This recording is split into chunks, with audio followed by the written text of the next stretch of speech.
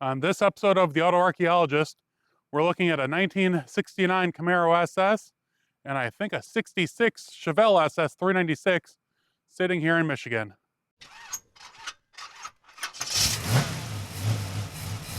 Okay, so on top obviously is the 1969 Camaro SS 350 car, and on the bottom is a 1966 Chevelle SS 396 car. I didn't even realize the bottom one was an SS car until the last trip I came here.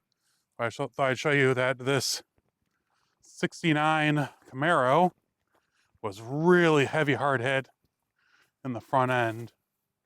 I mean, it's all gone now. I don't even know if those are the factory disc brakes to this car. But you can see 55. Let's see if I can get closer. See the fender tag over there. My friend decoded it and said it was a real SS, which was cool. Oh, there we go. And on the bottom, you can just make out that 66 Chevelle grill. Obviously got punched in the nose. Has the SS hood on it with the dual louvers.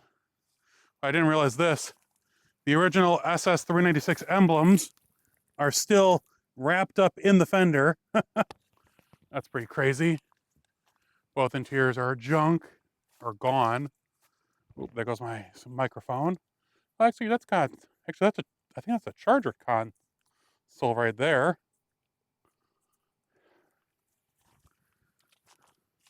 Actually, I should say the 66 still has a bunch of interior parts in it. Looks like at least the bucket seats.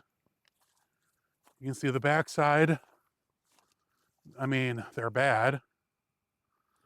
You like the look of the patina on this one. You can see where the SS emblems used to be before someone swiped them. And then you can see, used to say, right there used to be the SS emblem. So SS 396, Chevelle, across the back. And you know, while we're here, I'll show you a few more. I mean, that's a Ford, and then that's a Ford. But here's a Chevelle, or I mean, El Camino. And then I believe that's like a 64, 65 Malibu. I don't know those years very well. That one was last plated in 1968. Another Malibu up there. But over here, we'll finish off this area next to the crusher, which isn't crushing. They're not crushing anything old. Here's I think a 63 Impala SS. It was a 283 car from what someone said. So that's pretty neat. Dash is still in this one. Oh, 63 Impala. Looks like the interior is still all there. Or at least part. Oh, wait, no, never mind. It's missing a door. There's another Chevelle El Camino. Some other odds and ends. So pretty cool. Now that's the way to end the video. Oop, did it? There we go. This 69 SS Camaro was probably one of the worst ones in the whole place because there was a few. I didn't have a video on it, but there was at least two other SS 69 Camaros in this yard. But this one with the hard hit in the front end, really, it wasn't worth saving. I couldn't get up on the second level to see if there was even a VIN tag on it, but I highly doubt it. As I had posted in the past, this yard was known for buying wrecks and salvage cars and just saving them from being destroyed. So this car was probably wrecked before he even got it. And the reason these two cars are in here is because they were wrecked. And he didn't want to see them destroyed because he knew that these cars are something special. So that's why he didn't let them turn into tin cans and razor blades, as they say. But it's really cool to see two SS Chevrolet muscle cars sitting on top of each other in the modern era, because you just don't see this kind of stuff anymore. And this gives you a little bit of an overview of just what's going on in the yard right where it's at. because these were not alone. The body tag was pretty nothing special. When I went through with my friend, he didn't tell me it was an SS car. He said it was a V8 car, because when you break it down, it's a V8 standard coupe. It came with the midnight green interior, standard.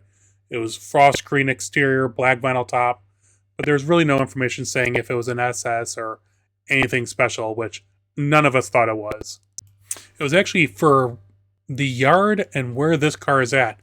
It was actually really interesting that around this car specifically, it's actually cleaned itself up. I mean, I know the gentleman cuts the yard and, tries to keep it nice. But this car specifically, there was like nothing around it anymore. You can see from these pictures from 10 years ago and now that a lot of it's been cleaned up, which makes it a lot easier to see what exactly was there, especially that 66 Chevelle underneath. Here we are at the end of 2025, and unfortunately, I've been very sick the last 4 days since Christmas. I've been bedridden, and just today, finally, I'm getting better. But I didn't have a chance to do a proper end of the year roundup, so I'll probably do one like next week for beginning of 2026 and try to go through a few of these adventures that I went on. So I thought I'd at least post some of the pictures through the various adventures I went on in 2025 and the amazing people that I got to interact with and the amazing situations I got to go and be a part of.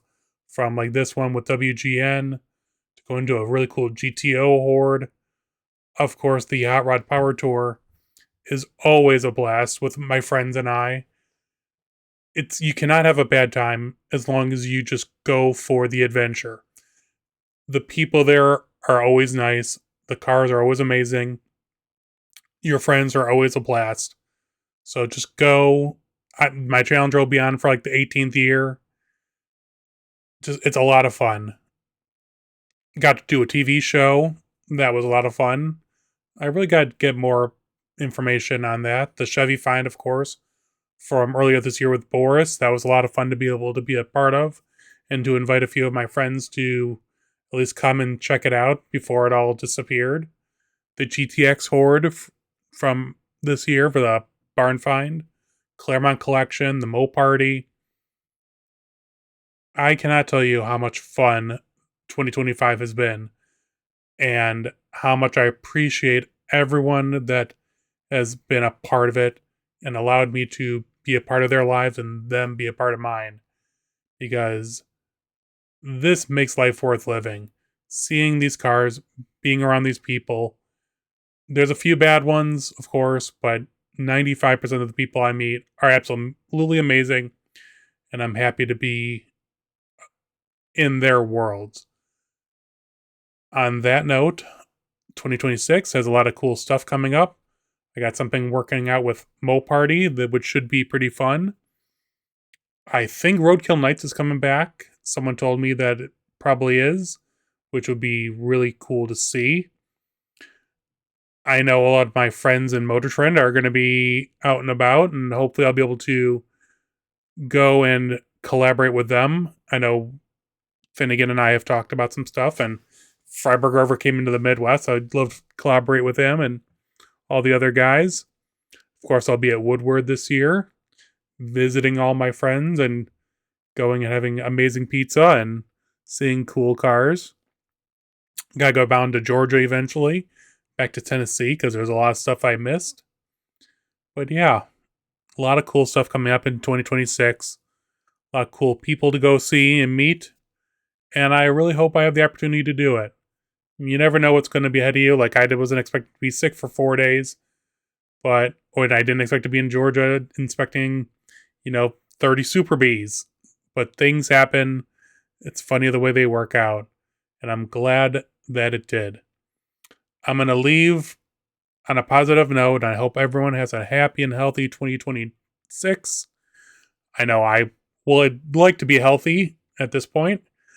But I'll talk to you all soon. Stay safe. Happy and healthy New Year.